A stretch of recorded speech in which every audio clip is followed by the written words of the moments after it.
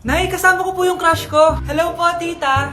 Saktong-sakto, nagluto ako ng masarap na pagkain. Talaga po, Nay? Halika dito, kumain muna kayo. Ah, sige po, tita. Oh, ito, masarap yan. Ako nagluto niyan. Mapapadami na lang po kain ko nito, Nay. Ang sarap nga po, tita. Di ba, Vic? Oh, tita, nabubulunan po anak nyo. Anak, anak. Anak, anak, anak, anak.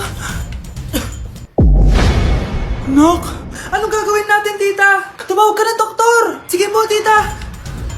Nandito na ako. Dok, bilisan niyo, Dok. Na paano siya? Nabulunan po. May jowa pa siya? Importante pa ba yun? Ligtas mo anak ko. Ito na, ito na. Patay na siya. Anak! Patay na siya? Sayang, ka-crushback ko pa naman siya. Crushback mo ako? Pag ngayon mo lang sinabi, so tayo na?